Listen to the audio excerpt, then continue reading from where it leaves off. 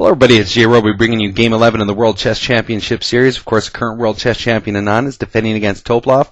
Both players are at 5 points apiece, and there's only this game and one more remaining, and the first person to 6.5 points, of course, will become the World Chess Champion. So Anand has the white pieces today. He's obviously going to be playing for the win, because if he can win today, then all he would have to do would be to draw the last game when Topalov has the white pieces, and he'll defend his World Chess Championship. So, let's just dive right into it here. The D4 showdown at Sofia.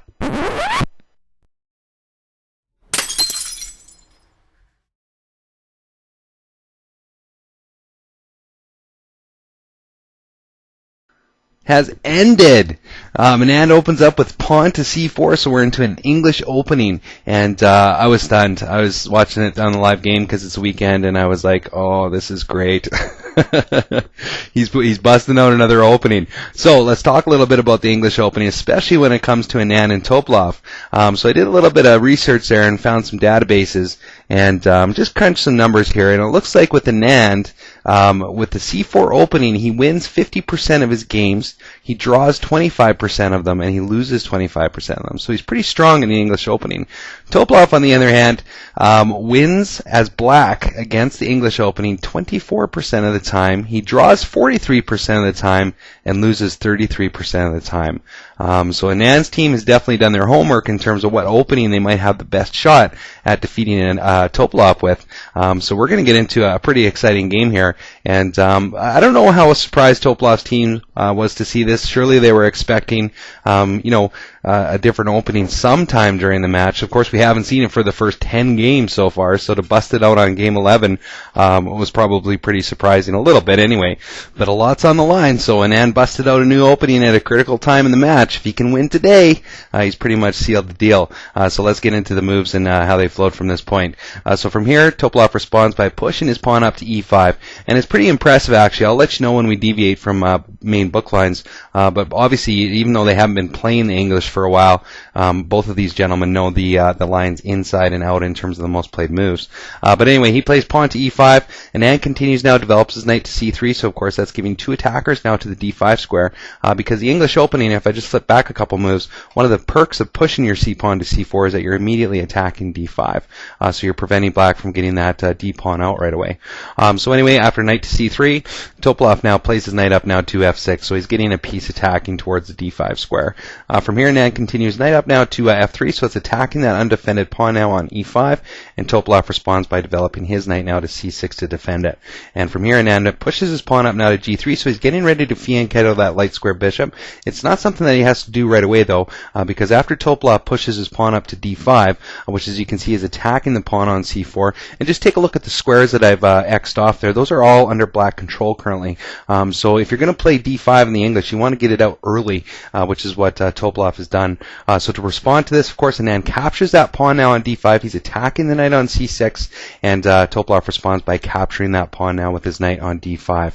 Now from this position, it would be in Anand's favor for the knight sitting on d5 to come in and capture his knight on c3, because then he can capture back with the pawn and create a very nice pawn structure as the game progresses. So from here then, Anand simply fianchettos his light square bishop now onto g2, so of course it's giving it access along this light square diagonal for when this knight here on f3 moves. And of course we've got to remember that the knight on c3 is also attacking the knight on d5. So Topalov, of course, has to factor in this knight moving eventually, landing two attackers on this knight. So from here he peels his knight back now to b6, and Anand now castles, and Topalov brings his bishop out now to e7. So he's preparing to castle himself. Anand continues pawn up to a3, so of course this is taking away the jump point from the knight perched here on c6, and Topalov plays castle, and Anand now pushes his pawn up to b4. So he's controlling the c5 square, which is of course blunting this dark square bishop in the process. So it's a good move in the position. And from here now, Topalov develops his light square bishop up now to e6. So this light square bishop has a couple options in terms of the direction that it can influence the play. From here now, Anand continues pushing his pawn up now to d3. Of course, this is controlling the c4 and the e4 squares, and it's also blunting the d file if Topalov has any ideas of building up upon it. And Topalov responds by pushing his pawn up now to f6. So this is kind of a give and take move. It's giving his pawn pawn on e5 a defender, it's also taken away the access of his dark square bishop along this dark square diagonal. But nonetheless, it's still a solid move in the position. From here now, Anand continues by pushing his knight up now to e4, and Topalov responds by playing his queen up to e8. And it's actually these two moves that take us out of the most played moves in the position. Generally speaking, since the beginning of the game, both players have been playing the most popular moves in these lines, which are, of course, just basically means that they're playing the most solid moves in the position. So from here, Anand continues now by jumping his knight up now to c5. Now this is doing a couple things. First of all, it's attacking that light square bishop on the e6 square, but at the same time, it's also attacking the weak pawn on b7. So the way Topalov decides to handle this knight is he just takes it right off the table, captures it with his dark square bishop here on c5. From here, of course, Anand recaptures. Now when he does so, he's attacking the knight on b6 in the process, so Topalov has to get that knight out of there. So he plays his knight over now to d5, and Anand continues now by developing his bishop now to b2. From here, Topalov continues by bringing his rook over now to d8, which is one of the reasons why that queen went to e8 in the first place. But of course, we have to remember that white still has that pawn on d3, supported by the pawn on e2. So there's no immediate danger. It would only be a semi-open file if Topalov were to move his knight on d5. So from here, Anand continues playing his queen up now to c2, and Topalov now jumps his knight back to e7. So of course, this is defending the knight on c6, very solid position, but it's also giving his knight some potential jump points in the future that could be quite useful depending on how Anand plays position. From here, Anand continues now by playing his rook over to b1, possibly thinking of moving that dark square bishop and attacking that weak pawn again. But all Topalov does here is he just attacks that rook, and he says, "No way, Anand, you're not going to have a rook sitting on b1." So Anand from here swings his rook over to c1. He doesn't place it back on a1. That'd be kind of a pointless move to make because it wouldn't be as active in the position as it is here on c1, because now we have the rook and the queen working together on the c file.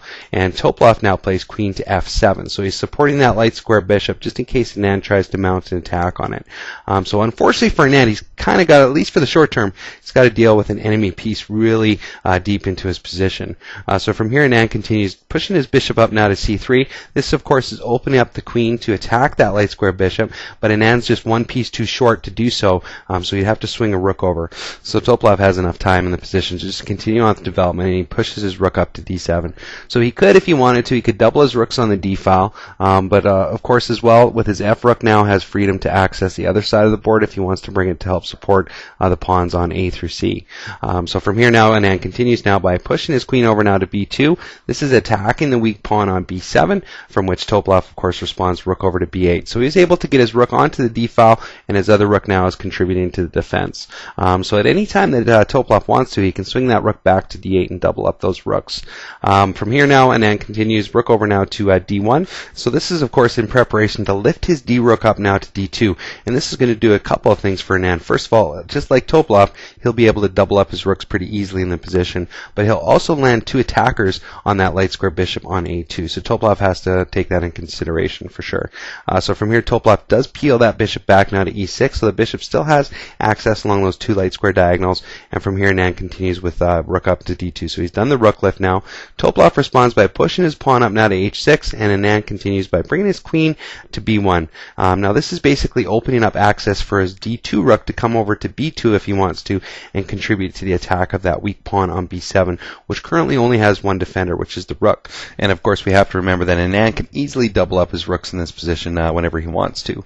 So from here, Topalov responds by jumping his knight now to d5. So this is attacking the dark square bishop. Of course, we have the rook on c1 defending it, so Anand doesn't worry about that right away.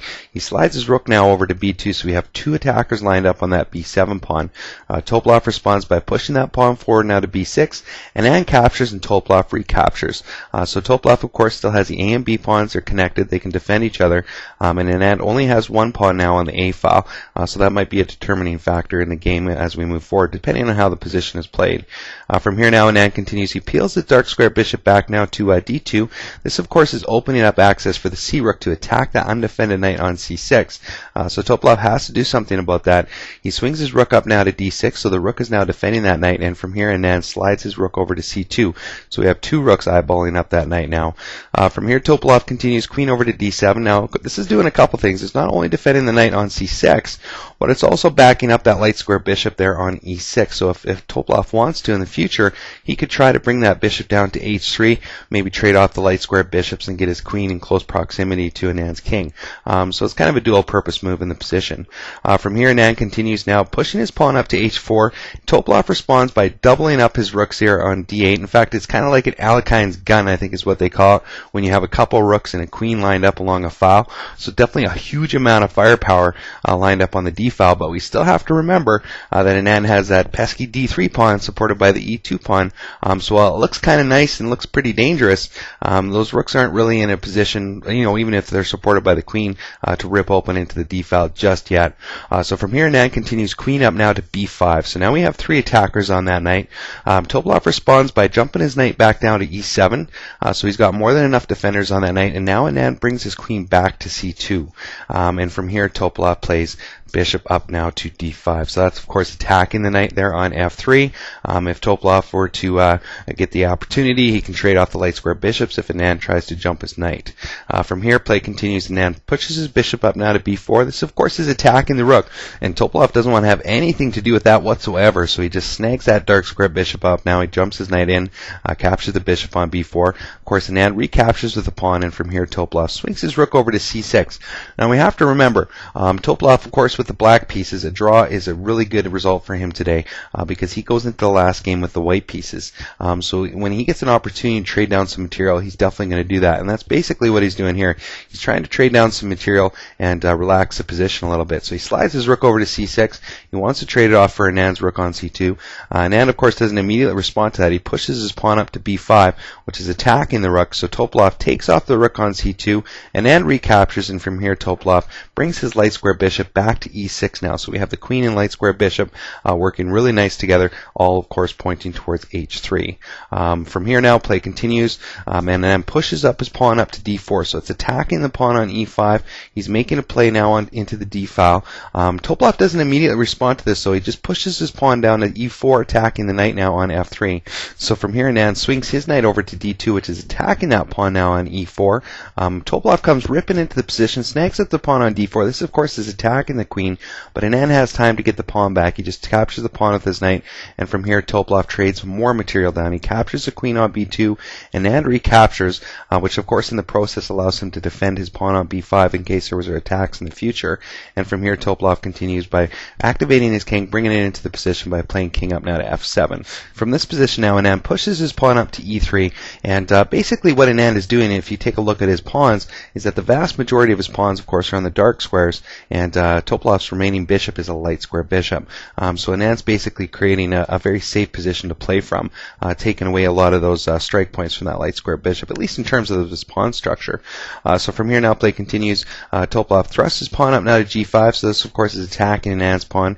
Anand captures, Topalov recaptures, and if we take a look at Topalov's position, it's virtually the same thing. All of his pawns are in dark squares, and Anand's remaining bishop is a light square bishop. So very much an even position here moving forth from this point. From here now, Anand pushes his pawn up now to f4. Topalov captures, Anand recaptures, and from here now, Topalov centralizes his rook and slides his rook down now to d4.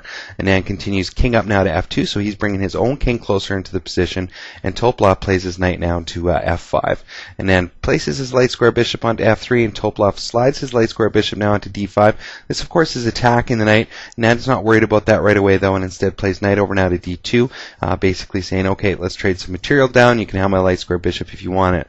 Topalov does, of course, because remember, a draw is okay for Topalov, so he captures the light square bishop, Anand recaptures with his knight, and from here, Topalov slides his rook over now to a4. So this is defending the a7 pawn. From here, Anand continues pushing his pawn up now to g4, so he's attacking that knight. The knight falls back now to d6, so he's got great jump points in the area. It's also attacking that pawn on b5, and Anand continues now by playing his king up now to g3. Of course, he needs to defend that pawn on f4 from the rook perched on a4. But Topalov doesn't like the king in that position. Instead, he comes in, crashes in with check. Here with his knight on e4, the king's put into check, and then peels the king off to h4. Now Topalov puts his knight back onto the d6 square. So, of course, this is still attacking the undefended pawn here on f4, and the knight is perched on d6, attacking the pawn on b5. And Anand makes a very interesting move in this position. He slides his rook over now to the d2 square, so that's attacking the knight. Of course, the knight is still attacking the pawn on b5, so Topalov goes ahead and captures that pawn now. So Anand has sacrificed a pawn in the position, and when you see this at the top levels of play, there better be a really good plan behind that, otherwise you're dead in the water, especially when you're playing somebody like Topalov. And in fact, when I was watching the live coverage and reading some comments that were being posted on blogs, books, there was a number of people that thought that Anand actually made a mistake in this position because Rybka said that it was like, a -7 advantage towards black. They basically thought it was just awesome for Topalov and he was going to crush Anand in this position. But we always have to remember that we're dealing with the analyzer Anand here. So let's see how play follows. So Anand pushes his pawn up now to f5, and basically what this move is doing, of course, is taking the pawn off of the f4 square, which was being attacked. But now we can see that the black king can't access e6 or g6. Also, Anand has a very active rook now, centralized on d2, that can start to come into the d7 and hit some checks and cause some problems for the black king. So from here, Topalov brings his rook over now to e4. So he's preparing to lift that rook back to e7 just in case Anand wants to try this check.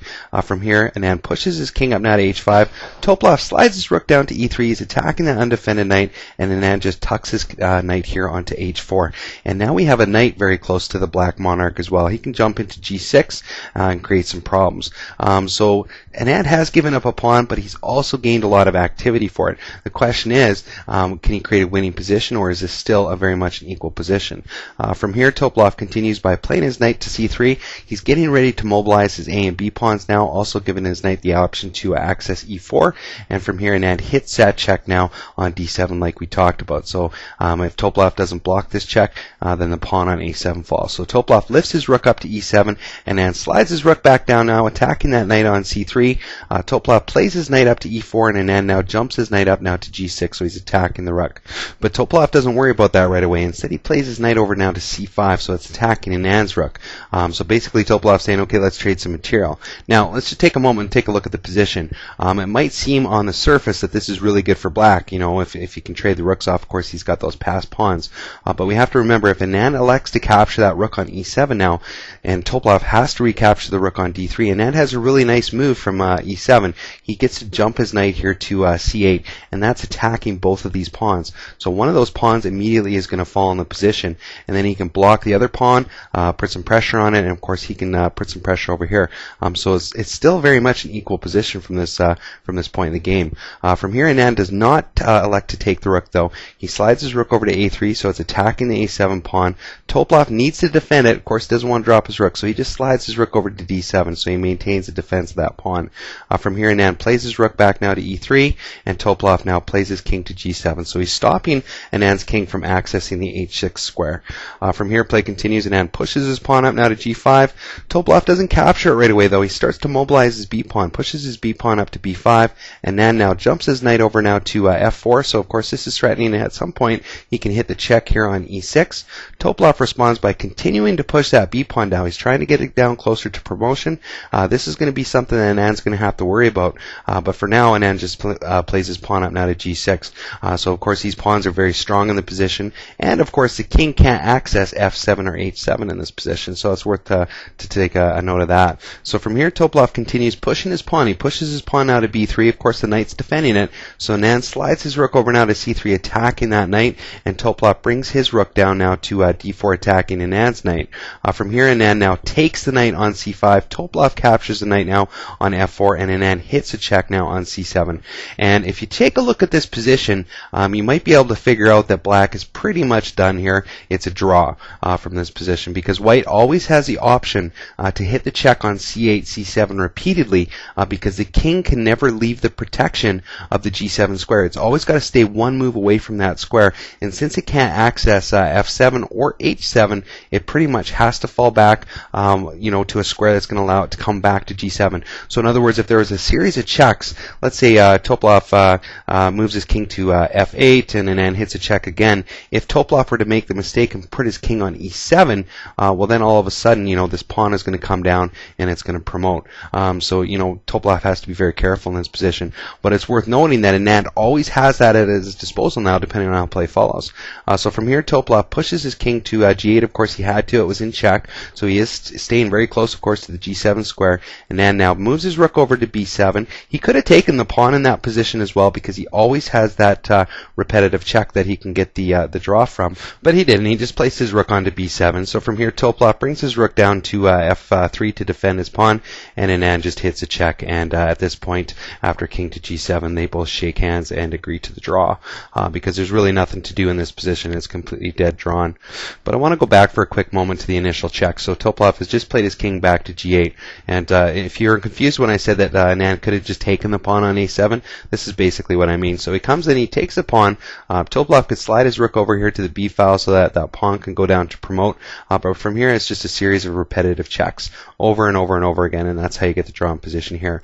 Now, when I talked about Topalov making a mistake of peeling his king out of this position so he can't access the g7 square, this is basically what happens. So let's say he plays his king to f8, and Anand hits a check. King goes over now to e7, so he's away from the g7 square. All Anand has to do in this position is push his pawn up to g7, and there's absolutely nothing that black has at his disposal that's going to stop it from losing the game. For example, the rook could come over here to prepare to hit the check. Here comes the queen on the board, and the resulting moves is just horrible for black and completely lost. So, you know, it was an interesting decision from Anand to sacrifice his pawn, but, you know, in the process of doing so, he gained that active rook, and of course, with his active rook and his knight and his pawns in the area, he was able to keep that king hemmed in there, and you know, it ended up the game here dead drawn. So Topalov, you know, that's good for him. He's able to draw the game with the black pieces, and even though Anand came out with the English Opening, totally throwing a curveball into the strategy that they've been studying in detail to you know, so far in the World Chess Championship match. So game 12 should be a very interesting game. Topalov has the white pieces, so both players 5.5 points now. If Topalov can get the win in game 12, he's won the World Chess Championship. But we know that Anand isn't going to make it easy on him. If Anand can get the draw, then the world champion of chess will be decided through blitz games. And who knows? Anand might actually be able to win with black pieces too. You never know. That's the beauty of chess. So take care. Hope you enjoy the video, and we'll see you for game 12.